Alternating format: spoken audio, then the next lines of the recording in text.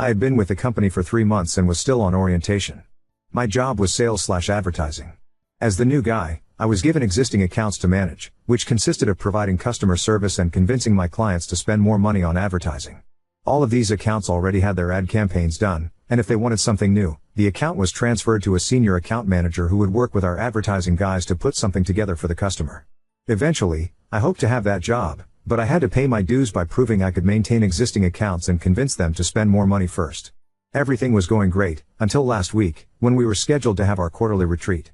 Since we were the main regional office in the area, all of the employees from the satellite locations came to our office for the retreat. The owner of the company rarely visits our office.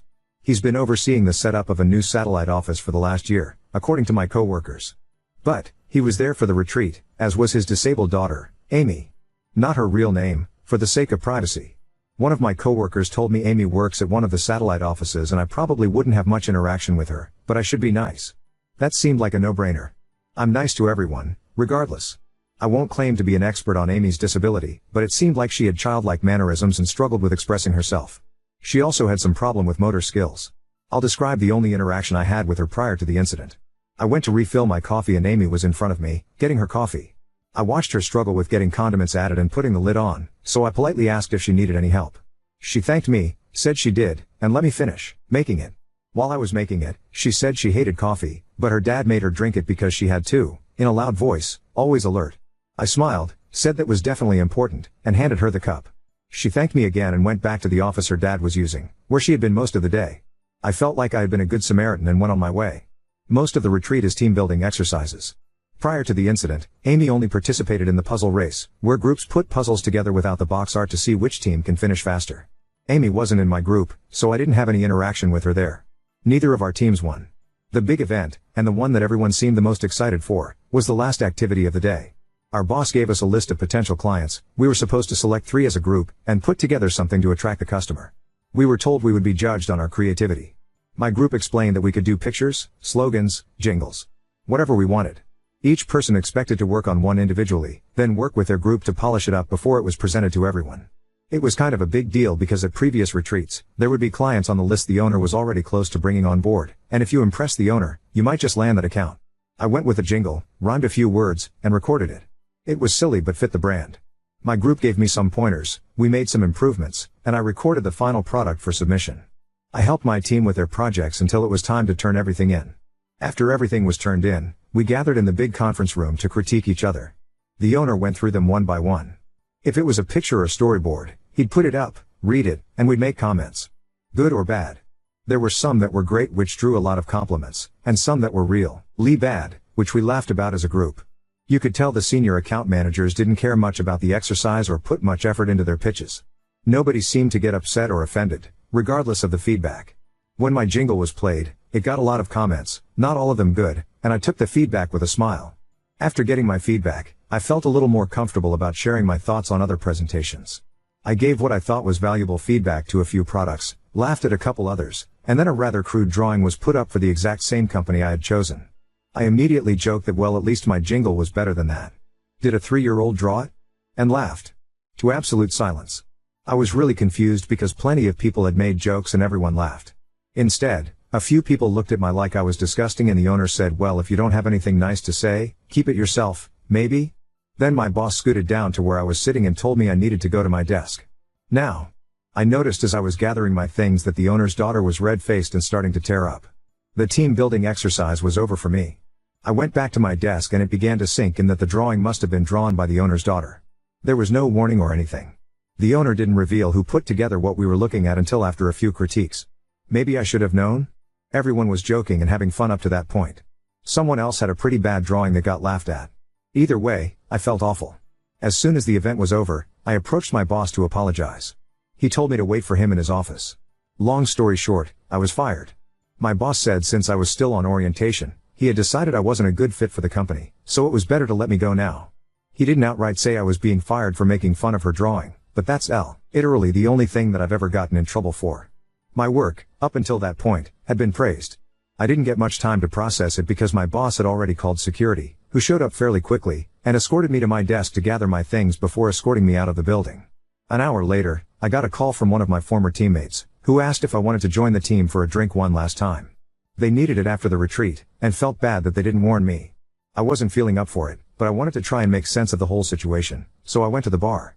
In the back of my mind, I was thinking that since I'm about to start looking for a new job, a few references from former coworkers wouldn't be bad, since I definitely won't be getting one from my boss or the owner of the company after everything that happened. The team explained that Amy comes to all of these retreats, and she always does some crude drawing like that. Everyone just sort of knows to say nice things about it, and move on. One of my teammates said that once you've seen one of her drawings, you know what to look for. Well, I didn't, and nobody warned me. I started to get pretty upset that this was a known thing and everyone knew but me, but what could I do? I had already fucked up and it cost me my job. The team also shared more about Amy. Apparently she works at one of the satellite offices but doesn't really do anything. The people in charge of the office try to come up with stuff for her to do because she gets upset when she's bored. The team said the way the people who worked there described it, they were basically her babysitter so she wouldn't bother her dad all day when he spent most of his time there, and after he moved on to establish the new satellite office, he didn't take Amy with him because she liked all the friends she had at that office. They also said that her dad had harassed a few single guys at the office to take her on dates, which seemed pretty damn HR inappropriate, but he does own the company. My team said Amy desperately wants a boyfriend and wants to get married, which she talks about all the time. The consensus seemed to be that there's no way she actually understands how relationships or marriage works, and her dad probably put this idea in her head to begin with. One of my teammates did joke that it wasn't a bad deal, because whoever married her would inherit the company since she is the old man's only kid. I wasn't really in the mood for jokes at that point after losing my job over one, so I told them I needed to go. The only good thing is my former team members did say they would gladly give me a reference if I needed it, since they felt so bad about not telling me about the Amy situation to begin with. Oh, and the cherry on top? Amy sent me a Facebook friend request over the weekend. I haven't accepted it. I already upset her and it cost me my job. Part of me wants to accept it, apologize, and block her, but I'm not sure I'm ready for that either. Update 1. During the last team building event of the day, we were pitching ideas for accounts, which included everything from jingles, my pitch, to storyboards to slogans to drawings. A lot of senior account managers were phoning it in, and people were making jokes about their work, which had a lot of people laughing. I got some jokes about my pitch, and got a little overconfident, so when a crude drawing went up for the same account I did my jingle for, I made a joke about it. The joke was, well, at least my jingle was better than that. Did a 3-year-old draw it? My joke was met with stone cold silence, and a very negative reaction from the owner of the company. What my coworkers had failed to tell me was that Amy usually submits a crude drawing, which is a lot of work for her due to her issues, and everyone knows to say a few nice things and move on. I was new and wasn't informed, so my ignorance and inappropriate response cost me my job. After meeting with my team at a bar to begin the process of drowning my sorrows, I got a friend request from Amy on Facebook. That brings us to the update. First of all, thank you to everyone who made me laugh. The first time someone joked about me accepting the friend request, marrying Amy, and taking my revenge by inheriting the company made me uncomfortable. By the third time I saw it mentioned, I couldn't help but laugh. A lot of you gave me good advice. I appreciate those who talked about legal action and what options I had. Unfortunately, I was still on orientation with my company, which is like a probationary period. During that time, they can let me go for any reason. They could fire me for wearing the wrong color socks if they wanted. I had to sign an agreement to get employed which stated I understood this. There's literally nothing I can do, legally. At the end of the day, I decided to go have some drinks with a good friend, talk things out, and see what he would do. Dave's been my best friend since we were in elementary school. We've probably spent more time together than some actual brothers. Dave was firmly on the side of accept the friend request, apologize, and clear your conscience, man. I'm getting us another round of shots. He knows me better than anyone, and he knows that the guilt would eat me alive. I posted it here because it bothered me. I decided to take his advice, and everyone here who pushed me for that as well, especially the ones that DM'd me. So, that's what I did. I accepted the friend request. I immediately messaged Amy. I said I shouldn't have made that joke about anyone's work, it was unprofessional, and I was sorry. It took her a while to respond, but when she finally did, she thanked me for my apology, but said she sent me the request because she wanted to apologize since I lost my job over it. I said she didn't owe me an apology, and there was another long pause before she asked if she could copy/paste something to me. I wasn't sure what it was, but said she could. She pasted a generic message, but one she had clearly spent some time on. I don't want to type it word for word, but I'll paraphrase. Hi, my name is Amy. Please forgive me if I'm slow to respond to you. I suffered a brain injury when I was a little girl and it takes me a while to type things out. There was more to it, but that's the basic stuff. I responded, saying it was not a problem, and she could take all the time she needed. Amy and I ended up messaging back and forth until almost 3 a.m. No, we didn't fall in love. We aren't going on a date. I'm not going to marry her for revenge so I can take her dad's company. However, I do think I would like to be friends with her. Not because I feel bad for her, but because she's a genuinely nice person and honestly, everyone could use a few friends like that. We spent a lot of time talking about her. That's just the direction it went, so I asked questions since she seemed comfortable talking about it. Amy was in a car accident when she was a kid. She was in the car with her mom and they were hit by a drunk driver, coming back from a birthday party for one of her classmates. Her mom didn't make it, and Amy suffered a brain injury that impacts her motor skills. Because it makes it difficult for her to speak and do simple things like getting dressed, making coffee, etc., people assume she's mentally challenged. She was put in special ed because of it, but worked really hard and graduated from high school. She even wanted to go to college, but her dad didn't think it was a good idea. Her life has been difficult because it's hard for her to communicate with people. By the time she can get a fully formed sentence out, the conversation is over. She can type, slowly, but most people don't want to type when they're face to face. She even admitted that when she's not at work, she will sometimes carry a tablet and pretend she's mute, because that's just easier. We eventually circled back to the drawing and my terrible response to it. She wasn't that offended by my response, because she assumed I didn't know. She got upset, primarily, because she knew all hell was about to break loose and she had no way to communicate with anyone. She was so upset when she found out I got fired, and tried to talk to her dad, but he wouldn't listen to her. She's fully aware that a lot of people at the company just pretend to be nice to her because she's the owner's daughter, but she does have a few friends at the satellite office where she works who better understand her disability. She gets frustrated because she can't truly contribute anything, but is happy when they are able to find busy work for her to do. It might take her all day to do something another person could do in a couple of hours, but it's better than sitting around bored all day. She knows she's a burden and a bother to her dad when he's around, but he's her dad and she loves him. She wishes every single day she was a daughter he could be proud of, rather than a burden. She tries talking to him via emails and text messages, but he usually doesn't respond.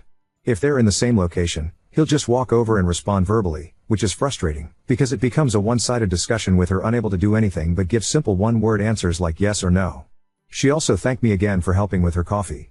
She said that when she was younger, she tried to do everything by herself, and would get mad when people helped her, but now she's learned to appreciate the few who do. Most just stand there and look away, pretending to patiently wait for her to do it on her own. It was getting late for both of us at that point. Really late. It takes her a long time to respond to messages. There's misspellings. I get why someone would assume she's mentally challenged. I myself referred to her in my first post as having childlike mannerisms, which was a misunderstanding on my part. When she tries to force words quickly or emphasize something, she gets really loud, which makes her sound like an excited toddler rather than an adult trying to have a conversation. We ended our talk last night agreeing to talk again sometime. She asked if I had watched the first episode of House of Dragon yet, which I have, and she asked if I'd like to talk about it after she watches it. I told her I'd love to. So that's it, that's the update. Sorry to those who expected me to steal her dad's company. I'm definitely not doing that. Talking to Amy did make me feel a lot better though. I don't know how I'm going to handle the whole firing thing at my next interview, but a few of you suggested I just leave a gap on my resume, and I might just do that. Now on to second story. Father abandoned me because his new family was more important, but now, for unknown reasons, he wants to walk me down the aisle. I'm 28F and will be getting married next month. I didn't invite my father to the wedding, but now he's trying to get in touch. I think I need to explain the context, because it all started when I was 6 years old, when my parents got divorced after my dad cheated on my mom with my stepmother. After that, I spent most of my time with my mom, but during holidays and vacations, I stayed with my dad. When I was 8, my half-brother Jake, 20M, was born, and whenever I was with my dad, I was forced to take care of him. When I started high school, I had to move in with my dad because my mom had to move abroad for work. This period was one of the hardest of my life. My stepmother wasn't a bad person, she tried to include me in things, but she was very submissive to my father. As for my dad, he always treated me like an extra in the house, someone who didn't really belong there. I was constantly responsible for taking care of Jake, and whenever he went out, he would only take my stepmother and Jake, never inviting me. One of the most painful experiences happened when I was 14. My dad announced that the whole family was going to Disney for vacation, but the day before the trip, he told me that he wanted it to be a family moment, their first big trip with Jake. So, I was left home alone. This had already become a pattern. Trips to the beach, zoos, or other outings always included just my stepmother and Jake while I was left behind. My dad didn't like me going out with friends or inviting them over. He said, teenagers together only cause trouble, and because he was controlling, he would call the house phone at random times to check if I was home. He also had a trusted neighbor who would keep an eye on me to make sure I didn't have any visitors. When I turned 16, living with him, the feeling of being an extra only got worse. Everything I had experienced during vacations, the exclusion and sense of abandonment, became part of my daily life. Things came to a head when I turned 18. My dad got a promotion at work and decided to take a family trip to Europe. Since it was my last year of high school, I was excited, thinking I'd finally be included. But then he told me he didn't have enough money for a trip for 4, so it would just be to celebrate Jake's 10th birthday. I had to stay home. That's when I snapped. I told him he was being unfair and that he shouldn't have given me false hope. I explained how I'd felt over the past years, and he called me ungrateful and spoiled, saying that I lived with him rent-free, which was a lie since my mom sent money to support me and I did all the housework because both he and my stepmother worked late. The argument escalated, and he kicked me out of the house, saying I was no longer part of the family and not even his daughter. He literally threw me out and tossed my things onto the sidewalk. Luckily, a friend lived nearby, and I stayed at her place that night. The next day, I went back to see if my dad had calmed down, but I found my things still on the sidewalk, and some even in the trash. My stepmother had kindly saved a few items for me and handed them over. After that, my dad never reached out, except to call and yell at me a month later when my mom stopped sending him money for my expenses. A few months later, I got into an engineering program in another state, where I met my now fiancé, Mark, 29M. He was a senior, and we soon connected, realizing we had a lot in common. We started dating, graduated, and now work in the same field, though at different companies. A few months ago, Mark proposed, and I happily said yes. I have social media, but I rarely use it. I've had Instagram for about 6 years but haven't even posted 10 pictures. I think one of my relatives must have told my dad about the wedding because, about a month after I accepted the proposal, he reached out to me through Instagram, saying he was excited to help with the wedding. I was surprised, both that he had messaged me and that he genuinely thought he would walk me down the aisle. I responded, saying he wouldn't be walking me down the aisle because my stepfather would, and that the wedding would be small, just for my close family. After that, I blocked him. After blocking him, and inspired by reading Reddit stories, I expected calls, messages, and even letters full of insults like ungrateful or spoiled. However, the only thing I received was a letter delivered by Jake. Yes, we still have contact. In the letter, my father expressed how sorry he was. I won't copy the exact words, but to summarize, he said that after kicking me out, he lived a normal life with my stepmother and Jake. But when he saw pictures of my graduation with my mom and stepfather, he started feeling regret. He wanted to talk to me, but his pride held him back. He only decided to reach out now because he realized that his pride got him nowhere and that he wanted to fulfill one of the plans he made when I was born, to pay for my wedding and walk me down the aisle. Honestly, I don't know what to do. I've moved on with my life, and his attempt at redemption after so many years feels a bit too convenient. Ida for not wanting to include my dad in my wedding despite his apology? Note, my stepfather is an amazing person. He always goes out of his way to include me in everything, and my stepsisters are wonderful as well. When he found out that my father hadn't taken me to Disney, he planned a trip for the next holiday and took me, along with my mother and sisters. This and 1,000 other reasons why I want to walk down the aisle with him. Edit 1. People are asking why my mom and stepfather left me with my dad and what their jobs are. My mom works as a programmer and managed to get a job abroad. She thought it was best to accept it, especially since she wanted to save up a good amount of money to cover college expenses and for the future. My stepfather is a researcher and was doing his postdoctoral work at the time. The first person to talk to me was my older stepsister. 2 days after I was kicked out, she came to see me and even stayed for a few days, which I can barely remember because I was just crying. But I didn't move in with her because she lives in another state, and I was almost done with classes and final exams. So, my friend, and bridesmaid, let me stay at her house. Her parents helped me gather my things and even set up the guest room for me. Update 1. Some people started asking why there were inconsistencies, like the age difference or why I mentioned my parents were married in one post and not in this one. Well, that's why. The story you read belonged to my friend, the same friend who let me stay with her. She also encouraged me to share my own story since I wanted opinions from neutral people, not those close to me or my dad. And wow, did I get a lot of feedback. LOL. Now, regarding the comments. I want to thank everyone for helping me see things I hadn't noticed before, especially in how my dad's letter was written.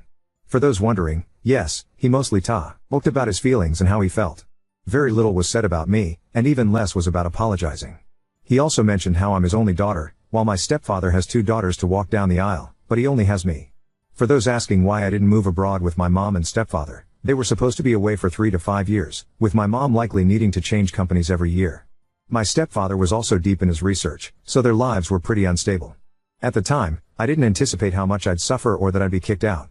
I think the rare times I spent with my dad and the feeling of being left behind would fade whenever I was with my mom and stepfather. This cycle became my routine, which is why I stayed with my sperm donor. And for those asking if my mom knew what was going on, I only told her about the Disney incident. I didn't want to bring issues from one home into another. Now for the update. For some background on my mom, she returned 2 years after I started college, and my real dad came back a year after that. It was my sisters who attended my high school graduation. My mom now lives 2 hours away, so I went to visit her to discuss what had happened and to get her and my stepfather's thoughts on the situation. My mom said it was something I had to decide on my own and that she wouldn't interfere. My stepfather told me he'd help pay for the wedding, regardless of what I chose to do. Yes, he's helping with some expenses. My sisters, on the other hand, share the same opinion as most of you, not to invite him and to send him a letter detailing everything I went through. My older sister, let's call her Lisa, was the most against inviting him. Lisa was the first person to check on me. Today, I learned that on the same day she came to see me at my friend's house, she also stopped to talk to my dad. She hadn't mentioned it before because, according to her, he only spouted nonsense, and sharing it at the time would've just made things worse for me. That's why she's completely against me reconnecting with him. For those curious about what he said, she didn't go into details but mentioned that it angered her so much she ended up shouting at him, calling him every name under the sun. She thinks this may be one of the reasons he didn't reach out sooner. She thinks that added fuel to the fire. We talked a lot, not just about my dad but about myself as well. I realized that even with the therapy I went through during college, there was something important I hadn't done. I never truly opened up to my parents. I always thought I had to face and overcome everything alone. All I did, though, was bottle everything up. Today, I was finally able to unpack it all and share my feelings. After a lot of tears, I hugged them both. And here's what I've decided: I will respond to his letter. Unfortunately for Mark and Lisa, it won't be the harsh response they were hoping for. I'll take some of your advice and express how I felt when he kicked me out. I'll be polite but honest. I'll also let him know that my stepfather will walk me down the aisle because that's what I want. I won't offer further explanations to him. After all, this is my wedding with Mark, and it will be exactly how we want it, without the need for justifications. I will not accept any money from him, nor will I send him an invitation. If my dad truly wants to reconcile, he can reach out to me through Jake. But only after the wedding, or honeymoon, and it will be on my terms. As someone suggested, we're going to hire security for the wedding, no matter how my dad reacts. For those wondering, yes, Jake has been invited. As I mentioned, we still have a good relationship, and he's allowed to take photos.